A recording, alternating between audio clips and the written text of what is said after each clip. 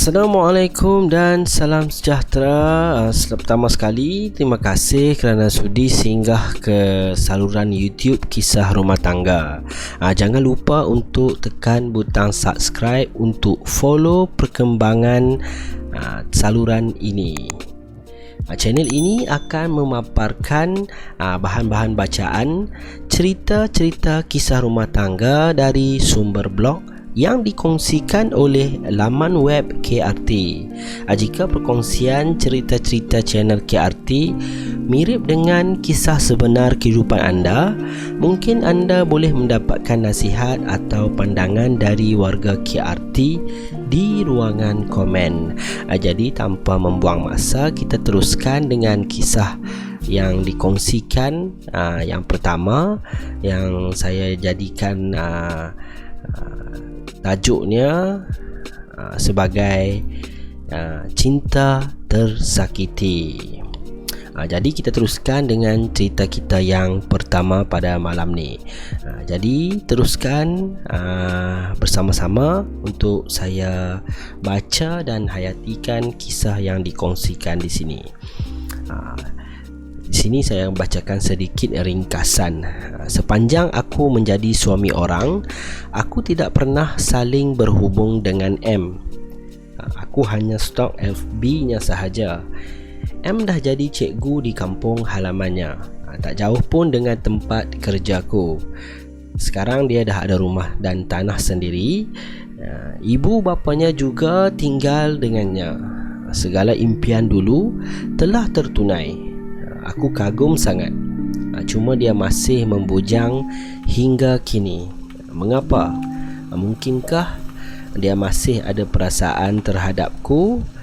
Entahlah. Jadi saya akan bacakan terus kisah yang dikongsikan, yang saya jadikan namanya sebagai Cinta Tersakiti. Assalamualaikum admin. Mohon siarkan kisah saya. Ramai yang beranggapan perkahwinan yang diatur oleh orang tua akan bahagia hingga ke akhir hayat. Ada yang sanggup lukakan hati kekasihnya demi menjaga hati orang tua. Mungkin benar ada yang bahagia, tetapi bukan aku. Hingga sekarang, perasaan bersalah terhadap ex-girlfriend namanya M masih menghantui diri ini. Aku kenal M pada tahun 2007, masa dia sibuk berulang-alik berbincang menyiapkan tesisnya dengan supervisornya yang duduk di depan bilik pejabat aku. Dipendekkan cerita, melalui member aku itu lah aku dapat mengenalinya dengan lebih dekat dan akhirnya dia bersetuju menjadi girlfriend aku walaupun usia kami berbeza 7 tahun. M adalah pelajar tahun akhir Fakulti Pendidikan, anak sulung yang menjadi harapan keluarga untuk keluar dari belenggu kemiskinan. Sepanjang mengenalinya, tidak pernah sekali pun dia mengambil kesempatan meminta wang atau hadiah, walaupun dia tahu aku mampu beri yang dimintanya. Hampir setahun kami berkawan, aku nyatakan hasrat untuk memperisterikannya sebaik saja dia konvo. Tetapi ditolak. Dia minta tempoh dalam 2 atau 3 tahun. Bagi masa untuk dia bahagiakan ibu bapa dan adik-adiknya dahulu. Okeylah, aku faham anak sulung memang besar peranannya. Tetapi aku minta dia berjumpa dengan ibuku dahulu. Masa jumpa tu, macam-macam yang ibuku tanya sehingga ada hal-hal yang menyinggung perasaan M. Akhirnya M menyepikan diri. Call tak dijawab, mesej tak reply. Aku tahu dia memang kecewa dengan sikap ibuku yang menghina keluarganya. Ibuku sebenarnya ada agenda lain, ada calon lain untukku. Untuk aku tiada pilihan. Kalau aku bantah, aku akan jadi anak derhaka. Akhirnya aku terima tanpa rela. 2 tahun aku bergelar suami, namun sedikit perasaan sayang pun tak wujud. Apatah lagi cinta. Selama 2 tahun tu jugalah, tidak pernah sekalipun aku sentuh isteriku.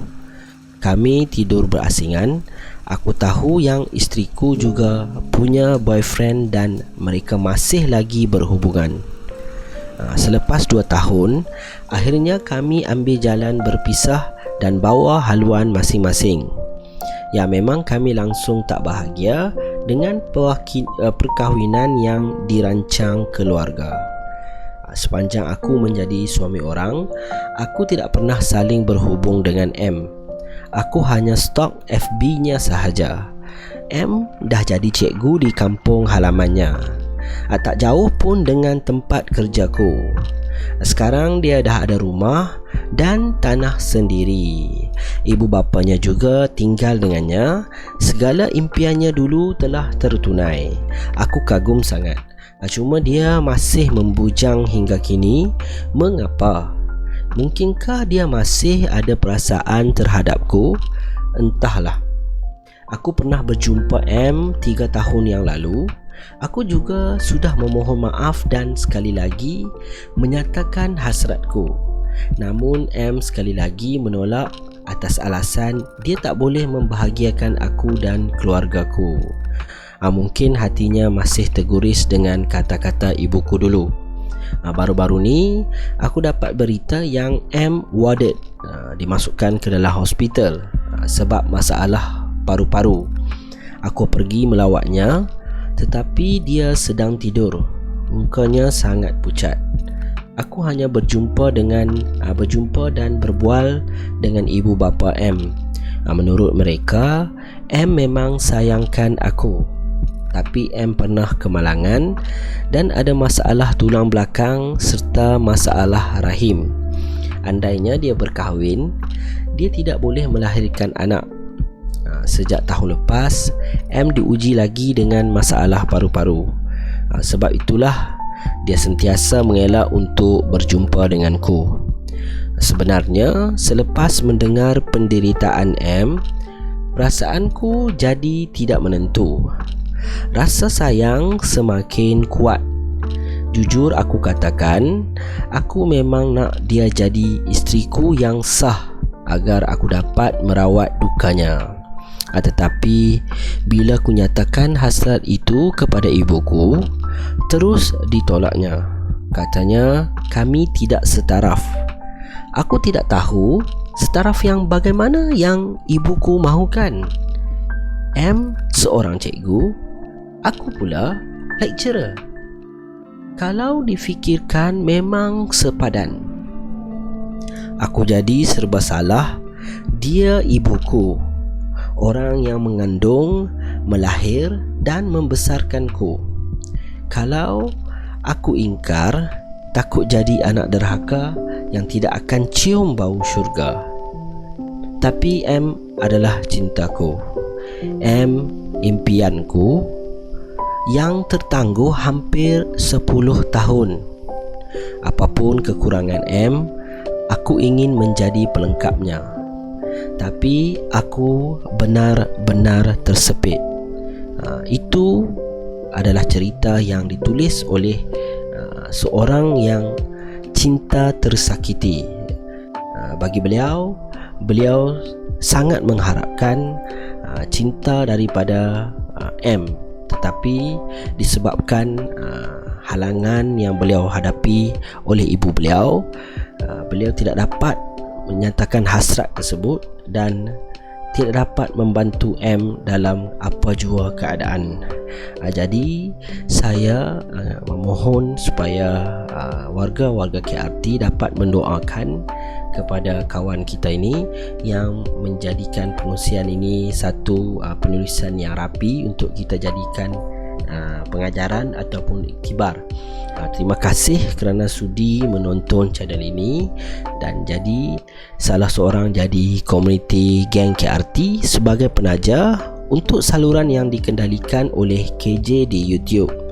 Sekiranya perlukan tempat untuk war-warkan khidmat atau produk anda, sila berbuat demikian dengan menghantar email di kisahrumahtangga.yt@gmail.com.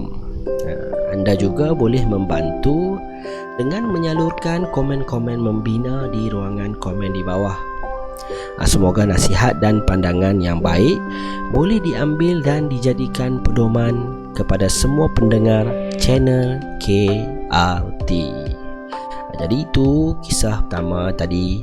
Jadi kita akan teruskan dengan kisah yang kedua yang saya akan bacakan kepada penonton yang dihormati sekalian. Semoga kita dapat pengajaran daripada kisah yang kedua yang saya akan bacakan sebentar lagi.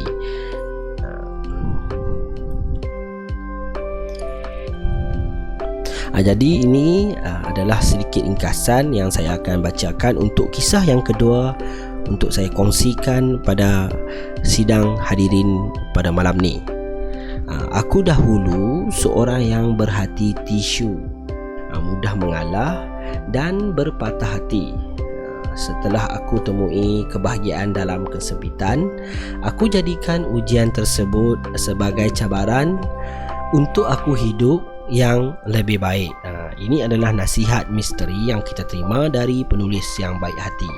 Assalamualaikum admin, sila approve kisah saya. Ada sedikit coretan nasihat untuk para pembaca KRT. Terima kasih admin. Sama-sama. Pada awal niat aku nak menulis kisah ibuku, namun setelah ayat yang dikarang panjang berjela, terus aku tekan delete. Habis terpadam semua kisah yang ditulis tadi, rasa nak menangis, rasa insaf sejenak bila sedang menulis. Waktu menulis, hati aku tertanya-tanya, betulkah apa yang aku tulis? Perlukah disiarkan untuk tatapan umum atau sekadar mencari dosa kering, celaan masyarakat? Ada satu suara yang membisikkan jauh ke dasar hati aku, memujuk supaya aku meredai dan memaafkan kesilapan lampau yang orang lain telah lakukan terhadapku. Di bibir aku mengucapkan astagfirullah. Aku hampir terjerumus. Aku merasakan ada betulnya aku memendam coretan itu kerana itulah yang sebaiknya. Mungkin Allah telah menetapkan yang terbaik. Selepas Tuhan mengejarku erti putus asa, kesedihan dan kekecewaan, usah lagi dikenang. Aku diuji dengan kemiskinan, kejatuhan dan kehinaan. Diperlakukan seperti tidak punya harga diri. Namun itu semua kisah lama, kerana aku telah mengambil keputusan untuk mengubah jalan cerita hidupku. Hidup kita punya pilihan, ya. Pilihan untuk mencorak masa depan kita. Berhenti mengeluh wahai manusia yang disakiti. Kita punya akal, punya kekuatan minda yang lebih dari segalanya. Jadikan cabaran, kepayahan sebagai motivasi untuk menaikkan taraf kehidupan kita ke arah yang lebih baik. Manusia boleh terus menabur keburukan, kehinaan kepada kita. Namun kita sendiri harus mempunyai harga diri, mencari jalan supaya kita keluar dari kempompong yang sama. Semua orang diuji dengan kepayahan yang berbeza. Ada yang diuji dengan kesenangan, tapi tidak satu pun di antara kita yang dapat punyai segalanya dalam dunia ini. Ingat, berhenti mengeluh, maafkan semua yang telah menyakiti kita, cari jalan keluar dari kehidupan kita sekarang ke arah yang lebih baik. Kita punya kekuatan, anak-anak, suami, ibu bapa yang mengasihi. Jangan hanya kerana nila setitik habis sebelanga dituangnya. Jangan memilih untuk merosakkan masa depan kita demi mengiyakan apa yang orang kata. Allah tidak pernah menetapkan umatnya hidup dalam kecelakaan, kemiskinan Qada dan qadar Allah boleh diubah dengan doa dan usaha. Buat masa sekarang, ubat hati yang lara, cari jalan keluar, terus fokus menuju arah yang dicari, kita pasti temui kejayaan. Aku dahulu seorang yang berhati tisu, mudah mengalah dan berpatah hati. Setelah aku temui kebahagiaan dalam kesempitan, aku jadikan ujian tersebut sebagai cabaran untuk hidup yang lebih baik. Hati mungkin menangis, tapi untuk patah hati, kembali ke tampuk yang sama mungkin tidak pernah sekali-kali. Sekali sudah melonjak, sukar untuk aku berhenti. Aku maaf dan redakan, tapi biarlah apa yang tersurat dan tersirat di buku ke dasar hati agar dapat mengajarku erti kehidupan. Terima kasih kerana berjaya membaca coretan hati aku. Saya doakan semua yang mempunyai masalah dan kesulitan dapat temui kebahagiaan. Jadi itu adalah kisah kedua yang dituliskan oleh penulis misteri kita yang kedua, yang telah saya bacakan kisahnya. Jadi itu adalah sedikit nasihat dan pengalaman yang ditulis beliau, dan beliau menyarankan untuk kita bangun daripada keadaan yang kita ditindas dan kuatkan diri, memperjuangkan masa depan diri kita sendiri, kerana di sini kita punya pilihan untuk hidup kita. Jadi semoga terhibur dan jangan terlalu mudah percaya dan terlalu taksub dengan apa yang dikongsikan di sini.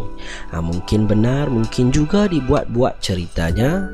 Yang penting kita berkumpul di sini untuk mencari ikhtiar, dan sekiranya ada sesuatu yang boleh dijadikan iktibar, ia adalah bonus untuk kita. Jadi saya akan teruskan untuk kisah kita yang ketiga, yakni kisah perempuan, isteri yang tersakiti.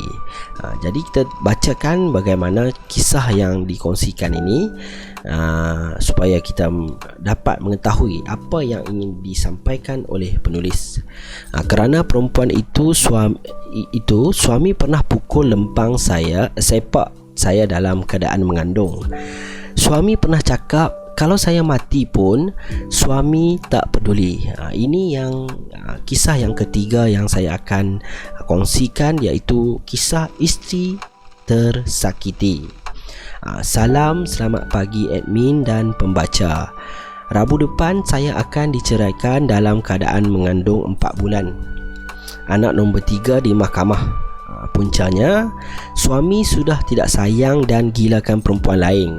Anak darah tua, kawan lamanya yang dijumpai dalam Instagram sejak 8 tahun lepas. Kerana perempuan itu, suami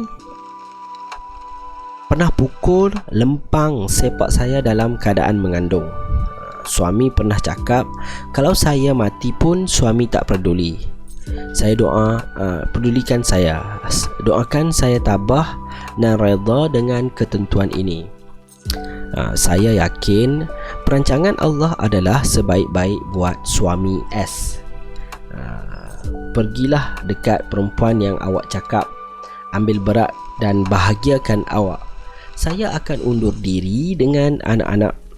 9 tahun jadi isteri awak. Zalimnya awak cakap tak pernah sayang saya seumur hidup. Zalimnya awak biarkan anak-anak hilang kasih sayang ayah sebab perempuan murahan.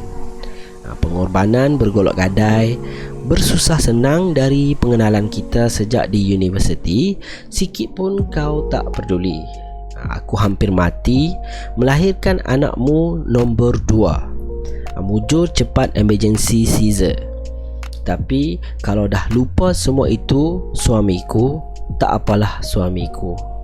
Akan kubesarkan 3 anak-anakku dengan kasih sayang. Aku doakan Allah bagi kau pembalasan lebih dari aku rasa. Buat perempuan-perempuan perampas suami, aku tahu kau berlakon mulia. Kaulah punca rosaknya rumah tangga aku. untuk kau.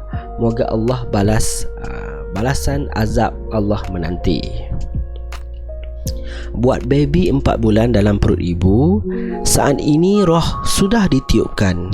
Ketahuilah, ibu dan kakak-kakakmu menantikan kelahiranmu dengan kasih sayang. Biarlah kau tak pernah kenal kasih sayang ayah, ibu berjanji akan berikan segala yang ibu ada kepadamu. Buat semua anak-anakku, ibu berjanji buat apa saja untuk kebahagiaan kita. Buat pembaca, doakan Rabu depan permulaan kepada kegembiraan dan perjalanan hidup baru saya sebagai ibu tunggal. Itu antara coretan dari isteri tersakiti. Jadi kita doakan yang baik-baik dan permulaan yang terbaik untuk puan menempuh hari baru pada Rabu yang akan datang. Akhir kata, saya memohon maaf di atas ketelanjuran kata atau tersalah cakap. Ingin saya tegaskan di sini bahawa tujuan channel ini diwujudkan adalah untuk membantu masyarakat mencari solusi dengan mendengar kisah-kisah dan pengalaman tuan tubuh sendiri. Bukan bertujuan mengaibkan mana-mana pihak. Kami berharap supaya kita boleh mengambil iktibar dan pengajaran dari kisah tersebut. Ada juga penulis yang mahukan pendapat dari warga KRT. Jadi inilah inisiatif pihak KRT supaya medium YouTube ini boleh menjadi tempat luahan anda. Kami akan merahsiakan nama dan identiti sebenar penulis bagi mengelakkan sebarang masalah kepada semua pihak. Sekian, terima kasih. Mohon subscribe dan kongsikan dengan kawan-kawan anda. Sehingga berjumpa lagi. Assalamualaikum dan salam sejahtera.